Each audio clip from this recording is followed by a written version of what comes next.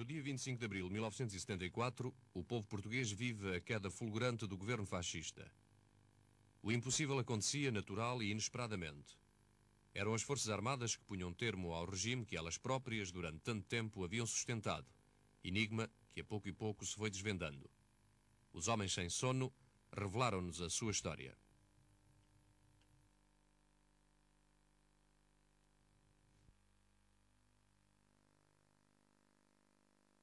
Em março de 1973, 400 oficiais subscreviam um documento de protesto contra o anunciado Congresso dos Combatentes, que se viria a realizar no Porto entre 1 e 3 de junho do mesmo ano.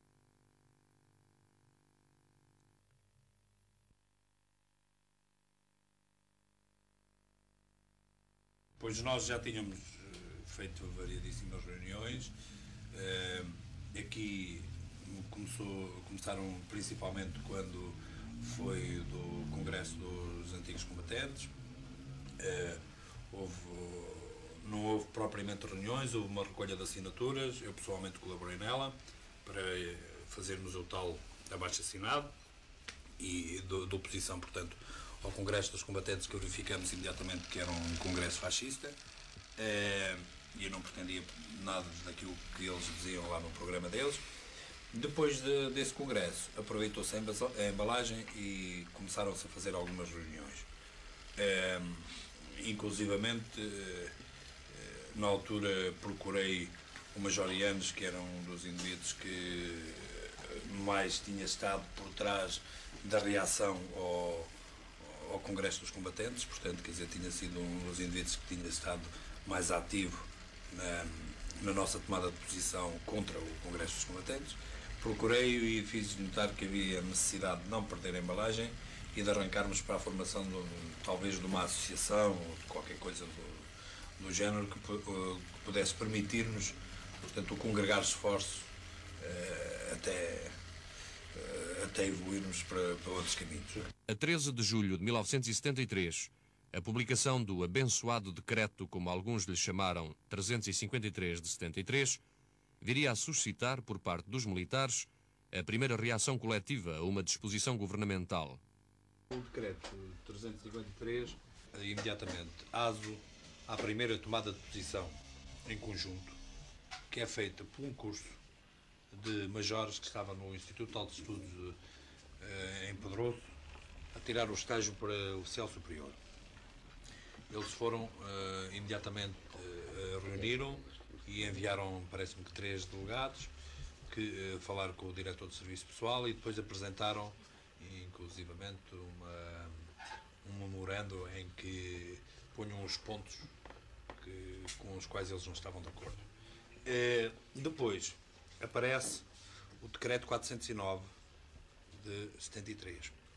Este decreto é uma tentativa desesperada, quanto a mim já, do Saviano Rebelo, então Ministro do Exército e da Defesa Nacional, para tirar, digamos assim, do problema os majores e manter só os capitães. Ele põe, portanto, o problema, vê o problema só no aspecto profissional, não é? E no aspecto de ultrapassagens em antiguidades, portanto, os únicos prejudicados iriam ser os capitães e os majores deixariam de ser prejudicados. Depois disso, dá-se então, há entretanto, quer entre o aparecimento dos 2 decretos, quer após a saída deste segundo, há a entrega de variadíssimas exposições, acho que foram várias centenas mesmo, de exposições individuais de oficiais contra a reclamar, portanto, do decreto. A seguir, a primeira ação coletiva que se verifica, e aí a razão do Telmo Saraiva de Carvalho dizer que o movimento dos capitães nasce na Guiné. No âmbito da manifestação coletiva. Não, mas é que eu considero que a outra manifestação coletiva também já se tinha verificado. Não, foi a verdade é que com essas exposições individuais que foram feitas às centenas, como diz o Vasco, praticamente criou-se uma choca para a exposição. E depois toda a gente dá cá a exposição que é para eu também fazer. Toda a gente fazia e entregava individualmente, portanto, de uma forma regulamentar.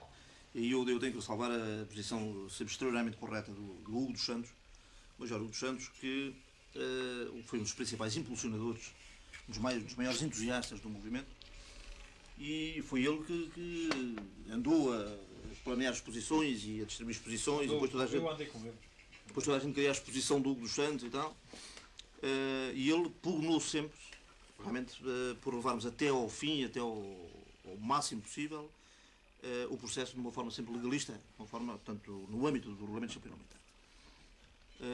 Mas aí já havia realmente um tipo de manifestação coletiva, na medida em que havia uma choca, um exemplar único, de exposição que era feita individualmente e depois assinado. Ao fim e ao cabo, aquilo tudo reunido dava uma manifestação coletiva, porque eram realmente exposições individuais, simplesmente com 100 papéis, em vez de um só, com 6 assinaturas. Na linha de resto do que disse o Vasco, o problema talvez se possa ir buscar, às vezes podem ir buscar-se mais profundamente, e daí a frase dele do abençoado decreto.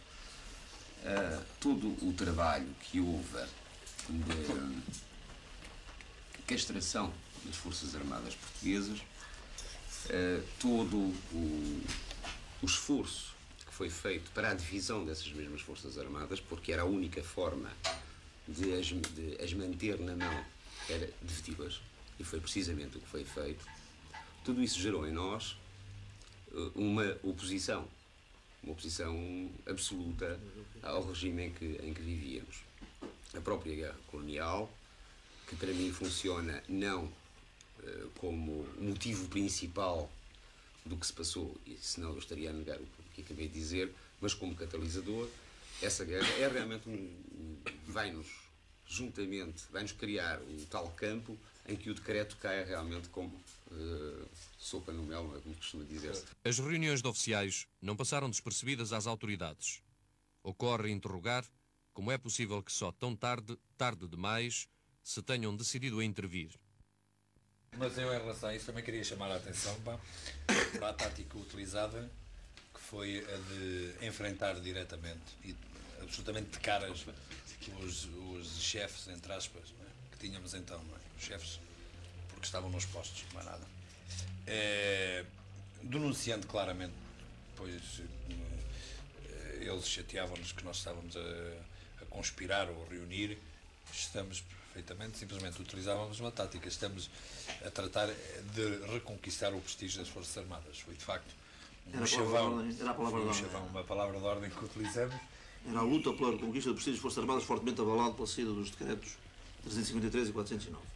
Mas também era. Também era, mas quer dizer, mas até muito tarde. Isso de facto era o chavão que nós utilizamos para enfrentar de caras Isso era bastante. Não, nós sentimos desde sempre, aliás, eu senti profundamente isso, pá, que existia um divórcio real, pá, entre a nação, pá, entre o povo e as Forças Armadas. O povo via nas Forças Armadas talvez a única possibilidade de uma reconquista de liberdade, e as Forças Armadas, pá, totalmente amorfas, totalmente apolitizadas, mantinham-se burguesmente, comodamente instaladas e nada faziam, não é? Eu lembro depois de uma reunião clandestina ter dito ao Vasco Lourenço que um dos maiores sonhos da minha vida tinha sido desde sempre, lembras-te disso? No dia que tivesse um furo. Eu também estive ali a mudar o pneu, e depois viemos os dois no carro, e eu disse-lhe isso precisamente, que era um dos maiores sonhos da minha vida, tinha sido desde sempre, desde 1958, praticamente, que andava na Academia Militar, mudar radicalmente a sociedade portuguesa. E sermos nós, pertencer à nossa geração, essa glória, não é? De podermos modificar isto. Também da Guiné chega, em agosto de 1973, uma exposição de protesto contra os famigerados decretos 353 e 409. O processo, à medida que congregava um cada vez maior número de oficiais, começava a adquirir uma expressão organizada. Nós, que já estávamos em preparação, aparece-nos, de facto, a cópia da carta enviada a essas entidades que já foram referidas pelo grupo de capitães da Guiné. Isso veio, de facto, a reforçar bastante o ânimo com que já estávamos, na altura, possuídos para fazer a tal reunião e organizamos uma reunião no Monte Alentejano, perto de Évora, que eu pessoalmente considero como a data, a efeméride a comemorar, digamos assim, o oficial para o aparecimento do movimento dos capitães, que é precisamente essa reunião, onde comparecem 136 capitães e subalternos, feita na clandestinidade. Nós soubemos que a PIDE teve conhecimento disso, soubemos que o comandante da região militar teve conhecimento disso. O contacto foi feito, foi marcada uma hora de reunião e um local de reunião. Marcou-se em Évora, na praça do Templo de Diana, para a hora de contacto entre as 13 e as 14. Portanto, com meia hora de tolerância. Durante essa meia hora é que estaria aberto o tal capô do carro como senha para os indivíduos que porventura chegassem lá e não conhecessem os elementos que estavam lá para fazer o contacto. Portanto, sabiam que estaria um carro com o capô aberto e eles teriam que se dirigir ao indivíduo que estava junto do carro, apresentar-se e depois de apresentado receberiam, portanto, instruções.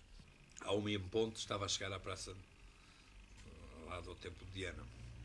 Cheguei, levava mais 2 capitães comigo e o que é que vejo?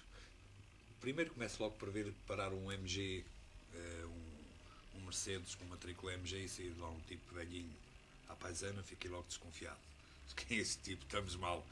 Disseram-me logo que era o comandante da região. A seguir para outro Mercedes MG, era o brigadeiro, segundo comandante. Olá, já estamos detectados. Olho para o jardim lá da praça e o que é que vejo? Vejo a praça cheia de malta, em grupos de 3 ou 4, a assobiar, a fazer que não se conheciam uns aos outros. Mas a malta toda para ali. O seu lado não estava no 25 de abril. A malta toda ali em conjunto, em que alguém que estivesse de fora via logo que havia ali qualquer coisa esquisita. Tipos com o cabelo curto, portanto, militares de certeza. Não soltava nada. Malta toda nova, de maneira que aí fiquei mesmo aflito, devo dizer. O local da reunião era um monte nas proximidades de Évora.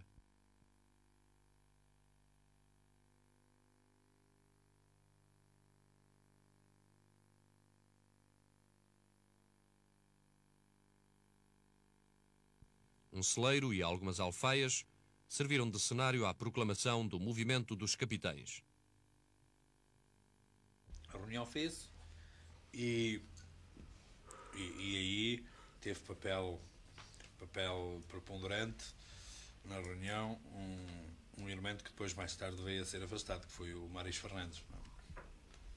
Maris Fernandes, que levava já uma proposta concreta e conseguiu de facto que essa proposta fosse aproveitada.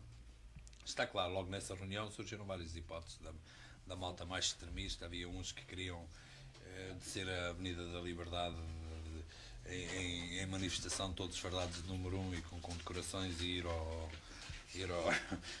Ministério do Exército fazer reivindicações. Havia outros que queriam entrar logo numa greve de zelo, mas acabou por se considerar que as condições para tomadas de posições dessas ainda não estavam criadas. Portanto, estávamos no início do processo de luta, tínhamos, portanto, que consolidar muito mais todas as nossas posições, e conseguiu felizmente vencer a posição na altura que parecia a mais moderada, mas que foi de facto a mais correta. E fez-se então um abaixo-assinado também para entregar ao Presidente da República e ao Presidente também, porque vocês já tinham feito. Multiplicam-se a partir de então as reuniões. Prossegue a guerra dos papéis em torno dos decretos. Mantém-se o cavalo de batalha da reconquista do prestígio das Forças Armadas. Para muitos, tornara-se já claro, entretanto, que só pela força o governo desistiria de utilizar as Forças Armadas como sua guarda pretoriana e como bode expiatório dos seus erros. Quando numa reunião em São Pedro de Estoril, em 24 de novembro de 1973, o tenente-coronel Banazolo afirma com toda a força dos seus galões, produziu nuns o efeito de uma bomba. Noutros, apenas reforçou uma convicção que há muito ganhar a corpo.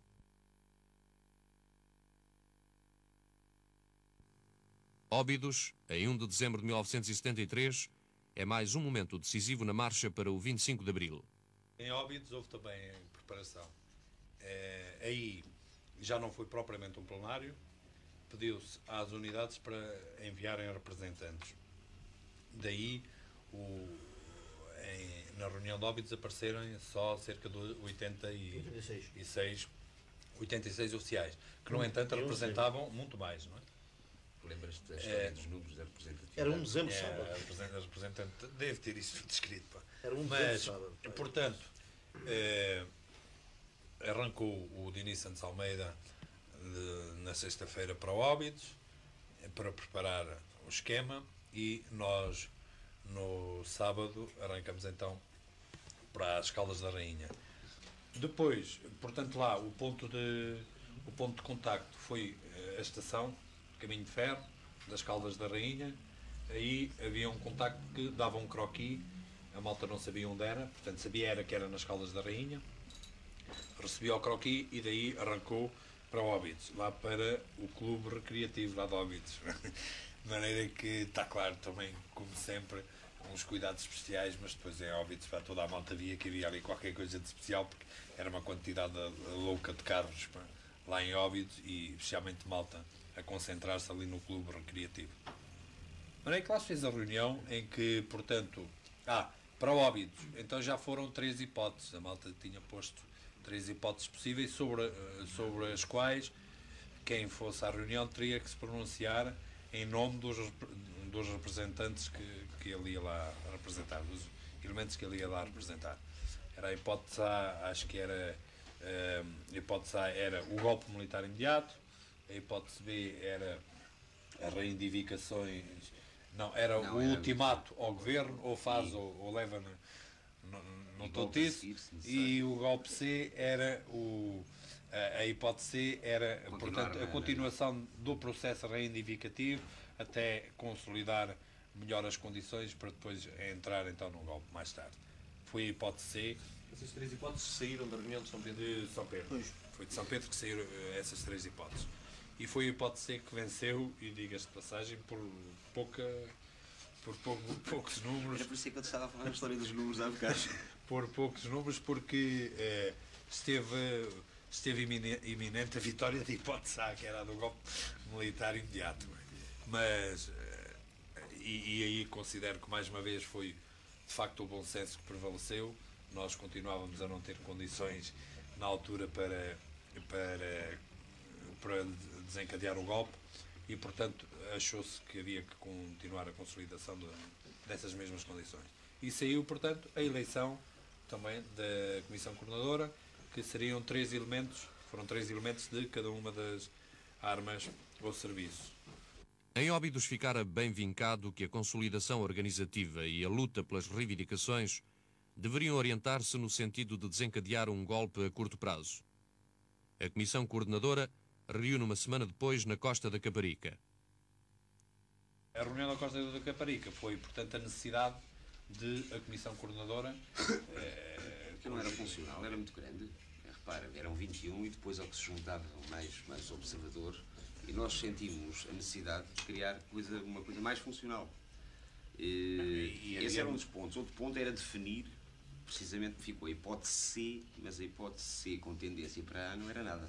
Quer dizer, era começar a fazer a reivindicação, mas para atirar com o governo o mais rapidamente abaixo, se necessário com a força. E era preciso, e além disso, era preciso o terceiro ponto, que era uma preocupação que nos começou a surgir nessa altura, que nós chamávamos a medição do movimento. Precisávamos medir, saber o que era. E daí provocar a reunião da Costa da Caparica. Bom, a reunião da Costa da Caparica é a reunião só da Comissão Coordenadora. É a primeira reunião que a Comissão Coordenadora faz, escolhida em Óbidos, portanto. que a Comissão Coordenadora faz para poder assentar ideias, digamos assim, resultantes da reunião de Óbidos. E que ideias é que assentaram? E dividimos, portanto, a Comissão Coordenadora em vários grupos de trabalho, não é? E foi aí que foi também eleita dentro da Comissão Coordenadora a direção da Comissão Coordenadora e, portanto, a direção do movimento. Que eram vocês 3. Nós 3. E pela primeira vez aparece também a presidir essa reunião da Costa da Caparica o Coronel Vasco Gonçalves. Já estava inserido no processo, já tinha sido aliciado para o processo, digamos, pelos homens de engenharia, pelo Nuno Pinto Soares e pelo Macedo, que, além do Coronel Vasco Gonçalves, aliciaram também na altura o Tenente-Coronel Lopes Pires, que estava que já como foi presente, já foi ao funcionário óbito. militar. Já foi ao óbito, foi eu que presidiu a reunião de óbito. Dá-se então a tentativa de golpe de Estado ultradireitista de Caúlza da Riaga em vésperas de Natal de 1973, que dá origem ao primeiro contacto entre a Comissão Coordenadora do Movimento e os generais Costa Gomes e Spínola. Portanto, dá-se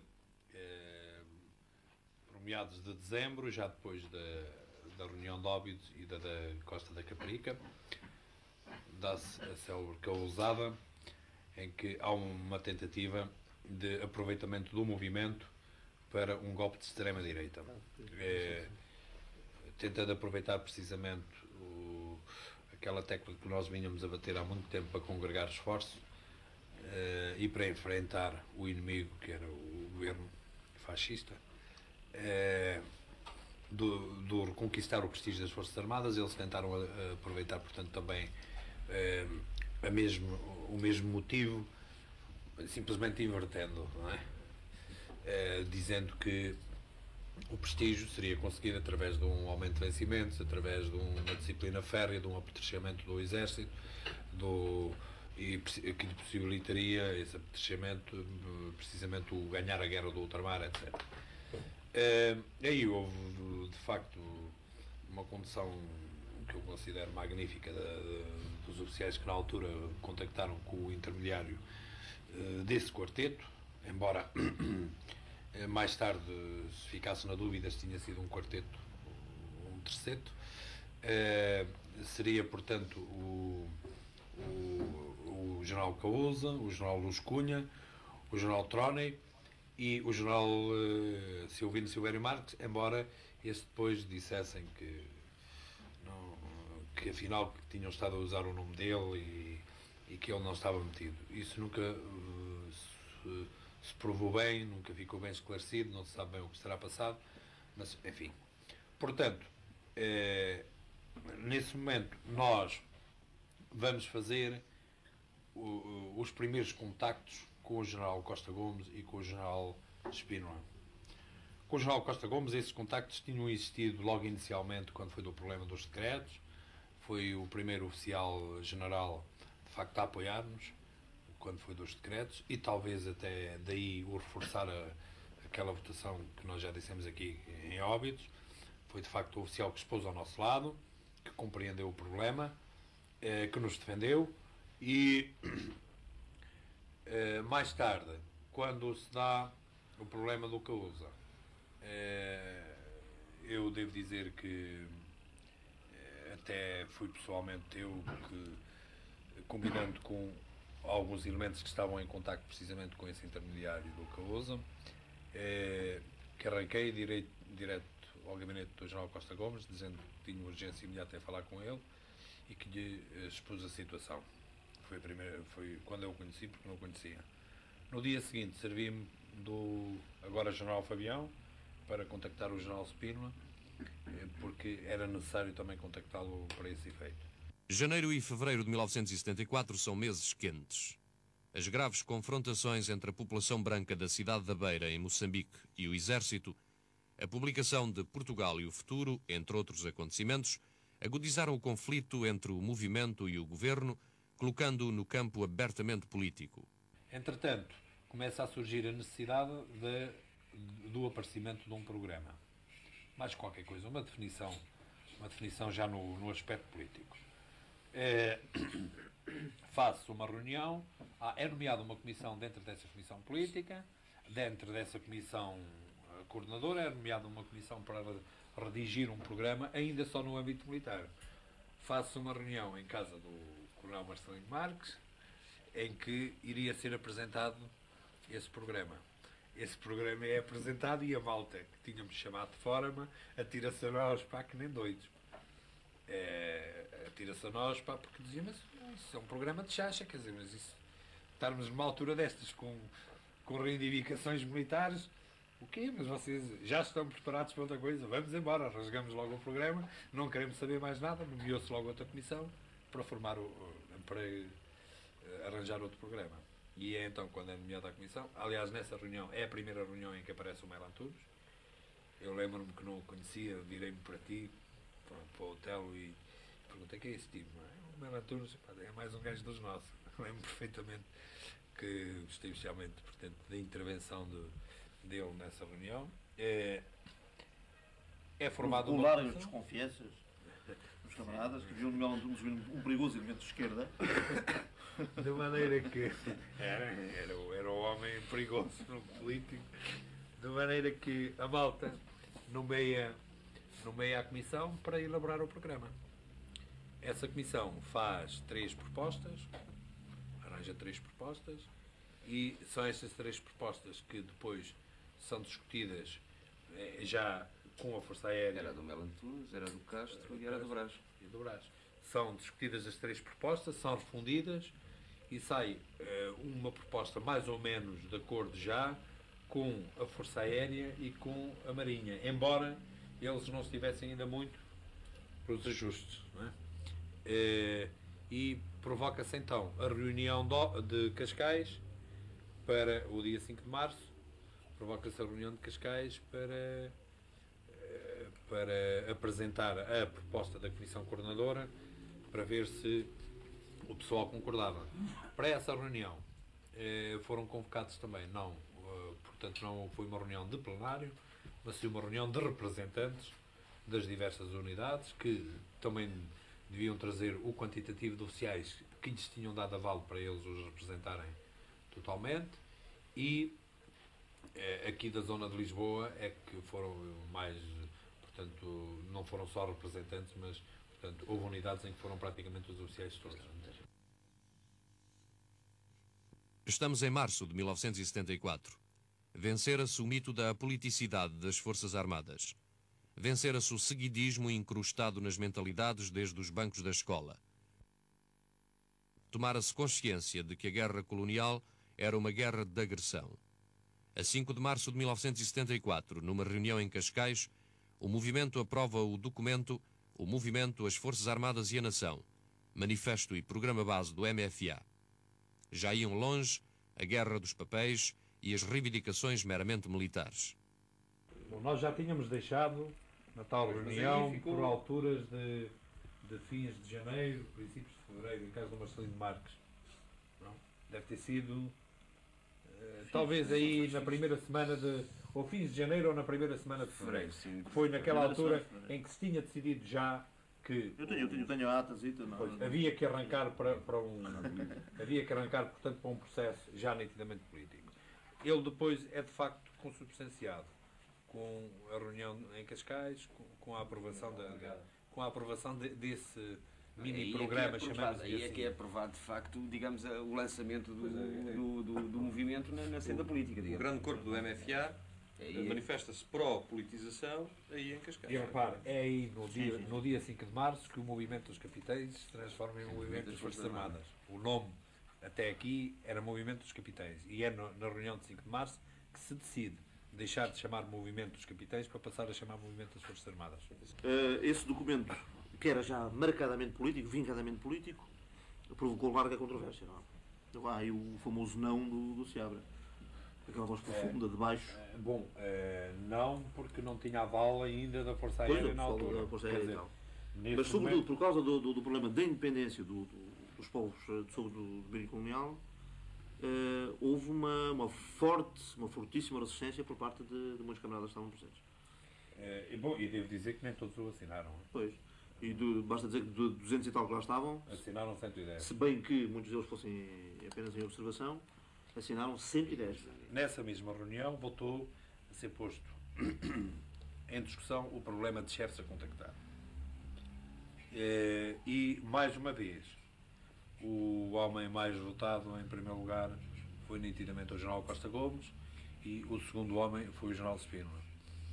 E aqui o General Spínola, já, digamos, com mais força relativa do que tinha aparecido em Óbidos, porque apareceu o grupo, tinha sido na altura em que o tal grupo de oficiais do quadro, oriundos do quadro de complemento, não é?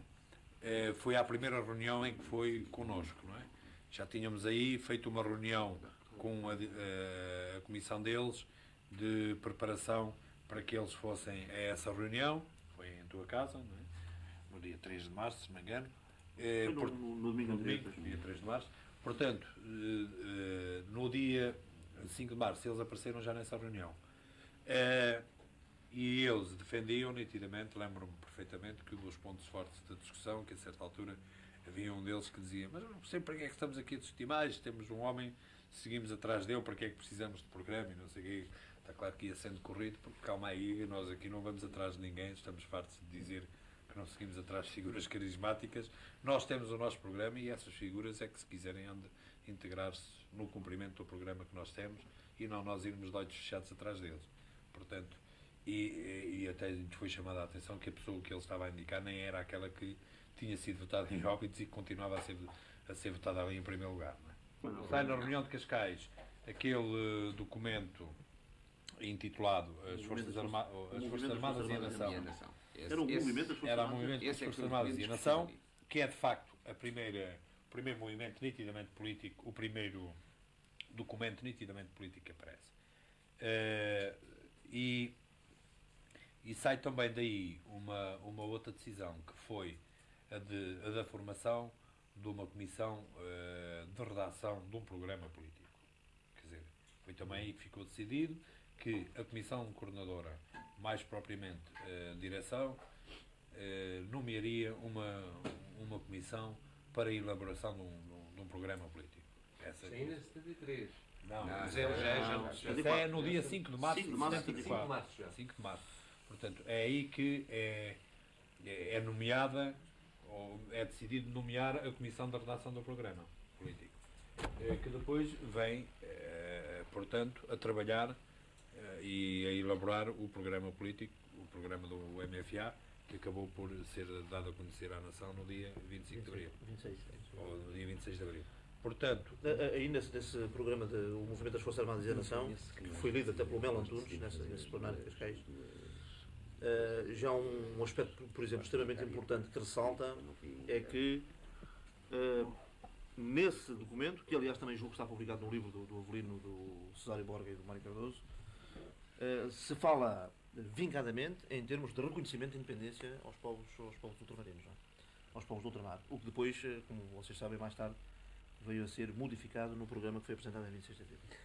A partir da reunião de Cascais, ficou, naquele manifesto, digamos, ficaram traçadas as linhas gerais. E logo aí o Melo Antunes foi encarregado de propor, dentro, portanto, daquele esquema que tinha sido aprovado naquela reunião, propor uma estrutura básica de programa. E assim é de facto, que no dia 24, é 24 à noite, se não me engano, e 24 à noite ele faz a entrega. À volta disso. Evidentemente, o que é que se passava, entretanto, com a parte política? A parte política estava a fazer, sobretudo, a tentativa de unificação dos três ramos com base no manifesto de Cascais. Porque, como foi dito há pouco, não sei se pelo Telso, pelo Vasco, a verdade é que a Marinha tinha sido só observadora nessa reunião. E mesmo a Força Aérea tinha levantado os problemas que já aqui foram focados. Havia, portanto, ali pontos de fricção entre os três ramos que havia que acertar. Portanto, todo este período em que se passam estas coisas militares, digamos, é coberto com uma atividade de reuniões contínuas com os elementos dos ramos das Forças Armadas para se chegar a um entendimento. As posições de Spínola em matéria de política colonial há muito davam que falar, não tardando a espalhar-se a convicção de que Spínola era o protetor e o mentor encoberto dos jovens oficiais. Mas aí também há uma coisa muito importante, a respeito daquilo que tu disseste sobre o aparecimento de uma forte linha spinolista a apoiar o jornal. Também havia em jogo já, infelizmente para o movimento, eu sempre disse infelizmente para o movimento, a saída do Portugal em Futuro.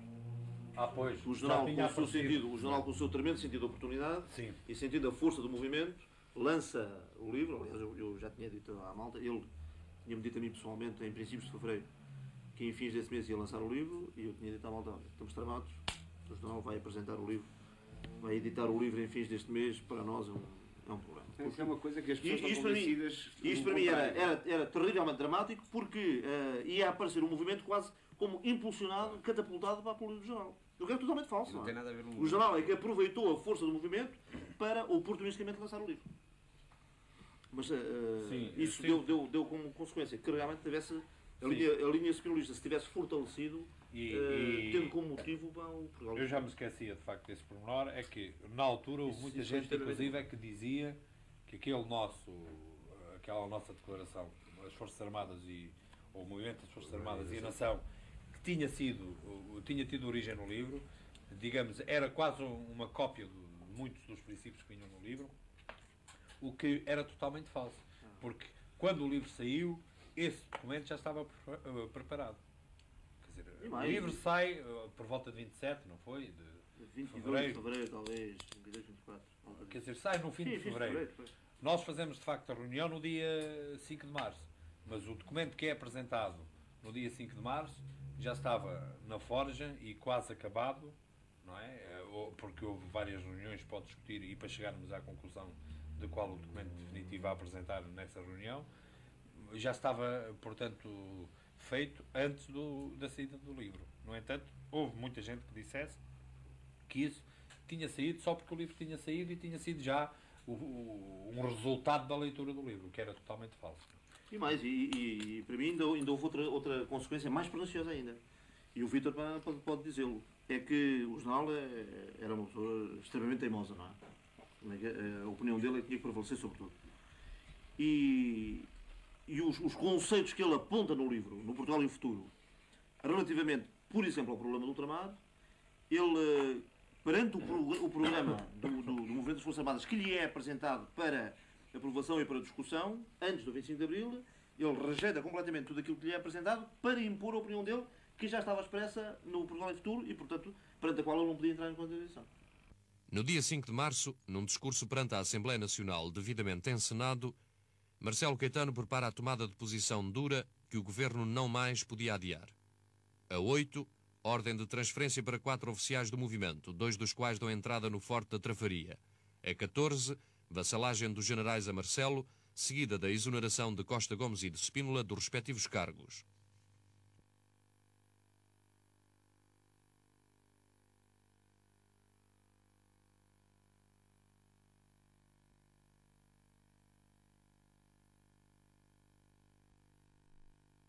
Depois, entretanto, enquanto estávamos na prisão, dá-se a cena vergonhosa a que nós assistimos pela televisão, dá-se a cena vergonhosa da célebre Jornada do Reumático. A Jornada do Reumático é aquele beijamão autêntico e miserável dos caquéticos generais portugueses na altura que se diziam representar as Forças Armadas, que apareceram todos a dizer ao Marcelo que as Forças Armadas que eles estavam ali a representar, que estavam com o governo.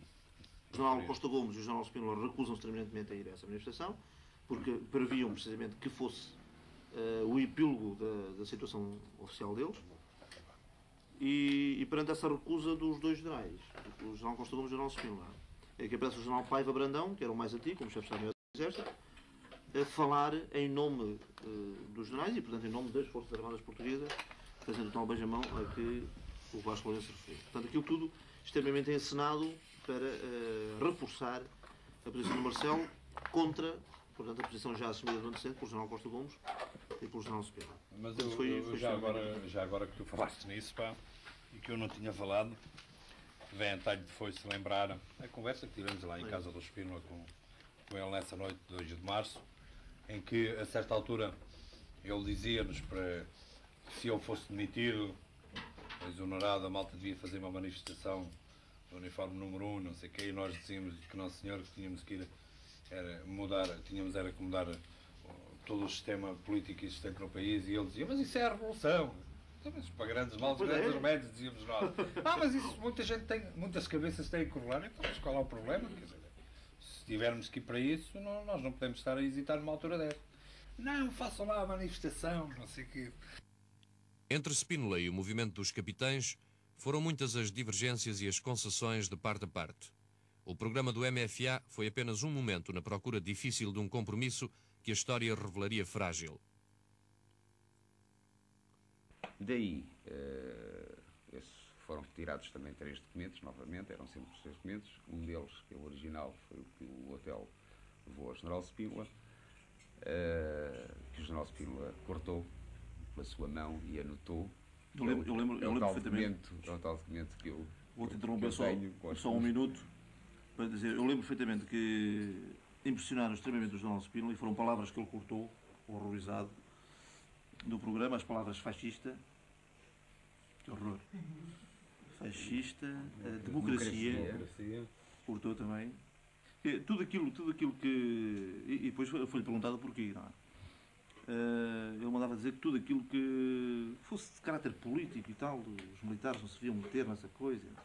Portanto, estava arraigado profundamente ao velho princípio de que os militares não se devem realmente meter em política e tal. O programa é um programa, claro, profundamente político, não é? E as palavras não foram colocadas, mas foram colocadas outras que diriam precisamente o mesmo. Falou-se em extremas em vez de falar em fascismo. Vamos carregar sinónimos. Ainda lá deixaram a democracia, ainda foi ficando, mas sobretudo onde realmente houve o maior choque. E esse choque só se resolveu na noite de 25 de Abril e resolveu-se mal. O futuro veio-nos provar, foi na parte do ultramar, à frente, portanto, a parte colonial. A nossa proposta é, no fundo, a nossa proposta de base é, no fundo, aquilo que mais tarde acabou por ser a Lei número 774, se não estou em erro. Portanto, o próprio processo veio provar que não podia ser de outra maneira. E nós, na noite de 25, que foi uma célebre reunião dos generais escolhidos por nós, da Junta, com os indivíduos já da Comissão Coordenadora do Exército, Marinha e Força Aérea, foi uma noite absolutamente épica, tivemos que cortar da parte das colónias aquilo que tínhamos. Dir-se-ia que alguns detalhes desse compromisso estiveram por fixar até ao momento em que a Junta de Salvação Nacional apareceu nos ecrãs da TV na madrugada de 26 de Abril. Na noite de 25, quando os generais vão para a televisão, ainda vai para surgir nos ecrãs da televisão como presidente da Junta o general Costa Gomes. E, portanto, futuro presidente da República, o general Costa Gomes. Quer dizer, vai tudo assim, porque isso era o que... De resto, existe um outro documento que não é público, que é um protocolo. Além do programa, há um protocolo. Protocolo esse que diz determinado número de coisas, entre elas que aponta precisamente para esse escalonamento dos generais. E simplesmente eu diria que foi Marcelo Caetano quem escolheu o Presidente da Junta. Quer dizer, involuntariamente foi ele que escolheu ao pedir que fosse o General Spínola a ir ao Carmo, foi ele que alterou os dados do problema.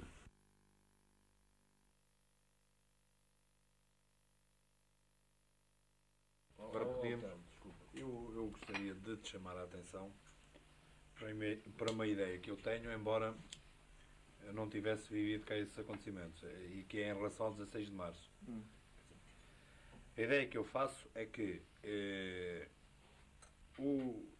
os acontecimentos de Lamego, mais propriamente, e toda a situação já criada até por aquele plano que depois foi rejeitado, levaram o que eu chamo o grupo spinolista a tentar aproveitar-se do movimento para fazer um golpe mesmo de antecipação, digamos assim. E o grupo spinolista fortemente apoiado naquele grupo de ex-milicianos, que é a malta que insiste, eu sei que há inclusivamente alguns contactos com Lamego e com Viseu por elementos estranhos ao movimento, até aspirantes milicianos,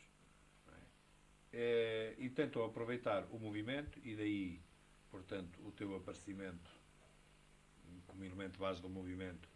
Eles tentam aproveitar toda a organização e toda a força do movimento para um golpe de antecipação, para um golpe militar. Quer dizer, eles viam perfeitamente que nós, a arrancarmos para qualquer coisa, só arrancávamos com um programa político, e tinham-me demonstrado em Cascais. Portanto, há que tentar um golpe militar, que era para, como costuma dizer o Vasco Gonçalves, era para mudarem as moscas, mas o resto continuar na mesma, não é? Portanto, eu vejo, pá, que de facto, e disse-o passado algum tempo, e continuo a dizer, ainda bem que o 16 de março falhou, pá. Porque então é que a malta ficava mesmo com a criança nas mãos, sem saber o que lhe havia de fazer. Perante a iminência da exoneração dos generais Spínola e Costa Gomes, que seria a consequência normal da Brigada do Reumático, prevista para 14 de março, houve que planear apressadamente um golpe militar que impedisse esta ação governamental. Dada a precariedade do plano então gizado, desistiu-se de o levar por diante na madrugada de 14 de março. Algumas unidades, no entanto, só a custo acederam a adiar a data do início das operações. Na sexta à noite, dia 15, chega a notícia de que Lamego se tinha revoltado e que outras unidades do norte estavam na disposição de avançar sobre Lisboa. Decide-se então recorrer novamente ao plano abandonado 2 dias antes. Primeiro resultado do plano de operações que estava previsto de 13 para 14 e que era muito fraquinho, entrou imediatamente em ebulição outra vez. Mas monta-se a máquina. E a sorte foi que o Casanova havia 3 exemplares, batidos muito mal à máquina pelo Casanova. O Casanova já tinha desfeito 2, tinha destruído 2. E eu, por acaso, tinha um papelito, por coração, não é? Tinha um papelito no bolso. No Casanova, tens aí o papel? Tenho, sim, senhor, vamos embora. Traz. Depois o papel em cima da mesa e então reestrutura-se aquele plano de operações. Que se já era mau, pá, ficou pior. E então, se em 13 ainda havia um rádiozinho e tal para fingir que a malta tinha comunicações e tal, então nesse dia que não havia nada. Quer dizer, a malta não tinha nada, e o pessoal não estava avisado. Era uma sexta-feira. Que é um dia mau para as forças militares, porque a malta vai de fim de semana e tal. A malta... Como é que eu disse? Isto vai dar a geneira. Isto é geneira garantida. A malta... Não há pessoal nas unidades, não sei o quê, o pessoal está desarmado. A escola prática de cavalaria, não tem munições que foram transportadas para o Paiol em Santa Margarida, não sei o quê. Isto vai ser uma barraca, pá. Não, senhor, o monge estava entusiasmadíssimo. O Lamego já saiu para a rua, as unidades do Norte vêm aí todas, pá, olha aí que a malta faz aqui. É agora, isto cai em 2 tempos. Então. Disse bem, quer dizer, eu normalmente sou optimista, mas nestas circunstâncias, bem, mas estamos no mesmo barco para andar. Deixei o Vitor em casa, fui acordar o Miquelina Simões, tinha acabado de se deitar, o Germano Miquelina Simões. Depois, eu ainda fui acordar o Miquelina também contigo. Pois, ainda fomos à casa do Miquelina, exatamente. Acordámos o Miquelina, expliquei-lhe o que é que se passava, disse que precisava dele, ele lá veio comigo, fomos até à Amadora. Depois eu troquei de carro na Amadora, da Amadora telefonei para vendas novas a dizer para mandarem a bateria, estava o Duarte Mendes de serviço, o Duarte Mendes ficou sempre patreco. Ganhamos bateria e tal, mas não temos ninguém, o pessoal foi de licença, não sei o quê, então vocês disseram que não se fazia nada, pá, estamos absolutamente desarmados e tal. Não interessa, manda aí uma bateria, depois a gente logo desenvolve lá essa coisa. Manda a bateria aí para Ponto sobre o Tejo, que eu depois vou lá ter, para dizer como é que é e tal. Está bem, vou ver o que é que se pode fazer e tal. Claro, não se podia fazer nada, não, mas vou ver, eu sei de boa vontade. Vou ver o que é que se pode fazer. Depois, eu e o Miquelina fomos em outro carro, o Faria de Oliveira, fomos a Mafra, entretanto telefonei para Mafra, já a malta estava de prevenção. Telefonei para Mafra para que um camarada cá estivesse fora, pá, quando eu chegasse lá a Mafra para lhe dar instruções, para a companhia. Cheguei a Mafra, um nevoeiro desgraçado, e estava cá fora realmente o Babo de Castro. Pá. Fora uma companhiazinha, viaturas. Eles não tinham viaturas, não tinham nada, estava tudo no campo. Pá. Pessoal dentro das viaturas, Lisboa. Amadora, viaduto Duarte Pacheco. Vocês vão para o Rádio Clube Português. Pá. Vou anunciar aquela coisa que vai ser a nossa emissora. Quando vocês chegarem ao viaduto, eu estou lá e comando aquela coisa. Pronto, encantado a vida. Sim senhor, com certeza, a gente vai fazer isso e tal. Pois, claro, vamos embora. Claro, como aquilo ia demorar para aí umas 3 horas, pá, eu vim outra vez a Lisboa. Eram 5h30 da manhã, passei por causa do monge. Eu e o Miquelina decidimos passar por causa do monge, Miquelina Simões, para ver em que é que paravam as modas. Para perguntar ao monge o que é que havia, como é que estava o ambiente cá por Lisboa. Quando eu às 5h30 da manhã vou passar por casa do monge, vejo 3 carritos e tal, altamente suspeitos, com os elementos da DGS, para apertarem com o casaquito e tal, olharem para o prédio e tal, a marcar posições, eu alto. Carreguei no acelerador a fundo e tal. O Miquelina Simões perguntou, mas eu não vinha aqui a casa do monge e tal. Havíamos de vir, pá, mas em outra altura, que isto agora não convém. Quer dizer, não sei se está a ver esta rapaziada e tal, mas melhor é com licença. E então destrocei muito rapidamente e fui até à rotunda da Encarnação. Pensei bem, o Moinhos tinha ficado na rotunda da Encarnação à espera das colunas do Norte, é lá que a gente o vai encontrar. Quando cheguei à rotunda da Encarnação, dávamos para ali a girar e tal, dar uma volta, ali perto do Lalum, nada. Mas entretanto vi àquela hora da manhã, um Ford Capri, pá, cor de vinho, pá, com capota preta, com um agente de gabardina e tal, cá fora, à espera de qualquer coisa, em posição expectante. Vi aqueles morros da Polícia de Segurança Pública, os NIB e tal, estrategicamente espalhados, pensei, bem, está. E já aqui alta bronca. Telefonei para a mulher do monge, disse que realmente estava em pânico, ela, não é? Tinha acabado de receber realmente a visita da DGS, sem dúvida alguma. Quando eu tinha passado aquela hora, recebeu a visita da DGS e tal, tinha ido lá à procura do monge, tinha revistado a casa toda, não sei, portanto deu uma explicação, pronto, certo. E entretanto, eu estava à espera realmente de ver essas colunas do Norte. Não vi o carro do monge em sítio nenhum, não vi o monge, e eu e o Micolina ficamos ali à espera das colunas. Pensei, bem, são 6 horas, 6h30 e tal, as colunas devem estar a arrebentar, o amigo deve estar a chegar, pá, mas nós não tínhamos radicalmente transmissões de qualquer espécie, não tínhamos comunicação com ninguém. Pá. Eu não sabia o que estava a passar. Fiquei ali à espera e tal, pá, 6h30 e tal. Pensei, bem, as colunas estão a chegar, pá, então o amigo pá, se arrancou às 10 horas da noite e tal, outras unidades já está tudo a chegar, pá. Portanto, ao menos pá, estamos nós aqui para os esperar. Às 7 horas realmente chegaram colunas, mas de Lisboa para a Encarnação. BC5, Cavalaria 7, Legião Portuguesa, não sei o quê. Olá, está mal para as nossas cores. Quer dizer, bem, está tudo estragado.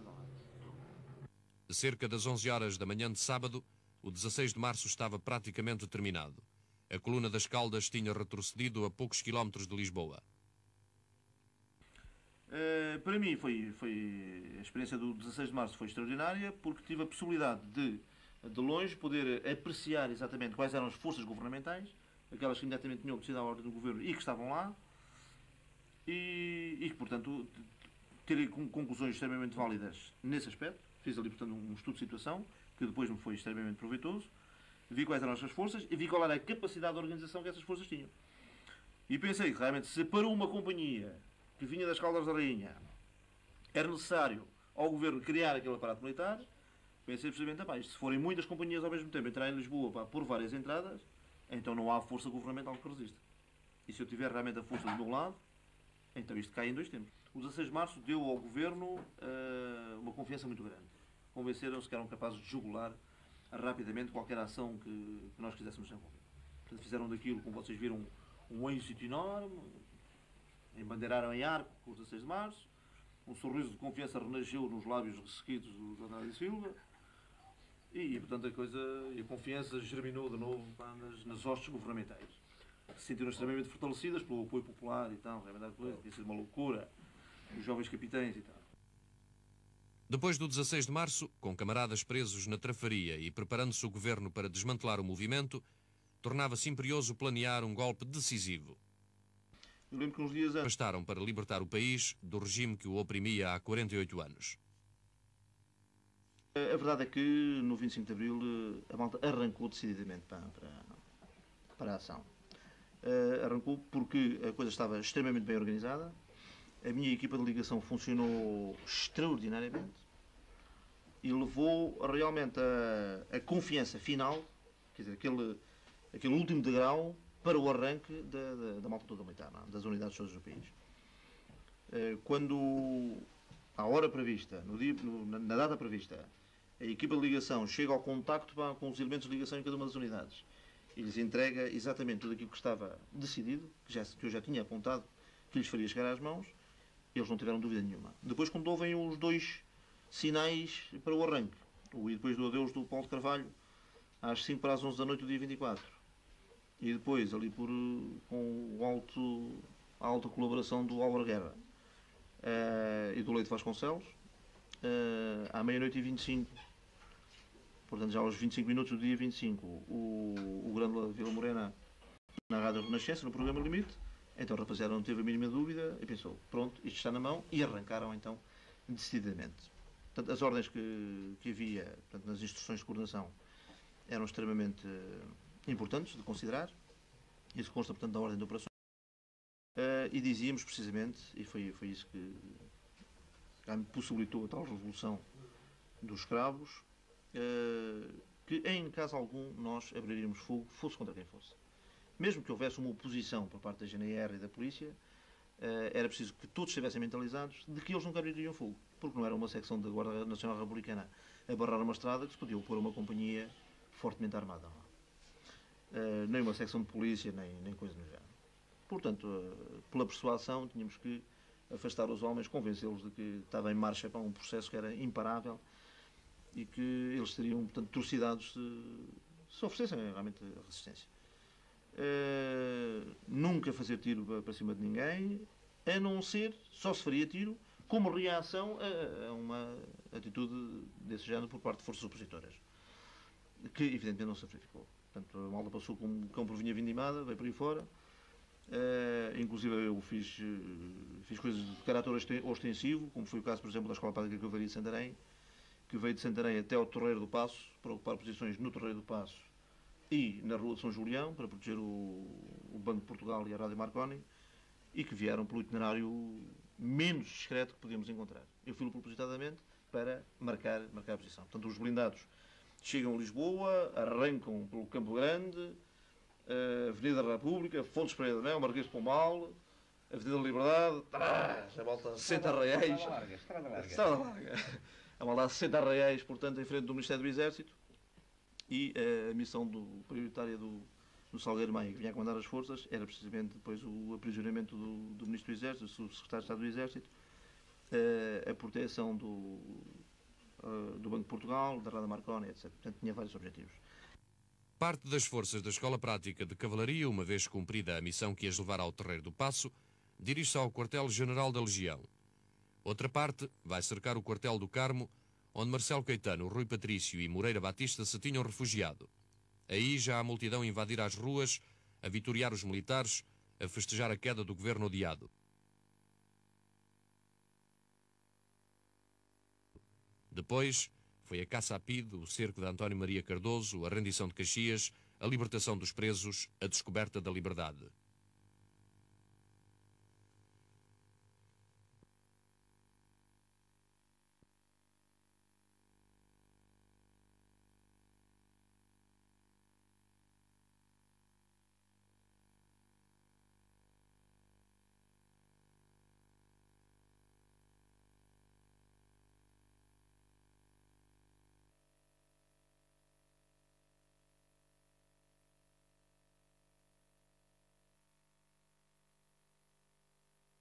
Ai, as noites de insónia que eu tenho passado a pensar em si.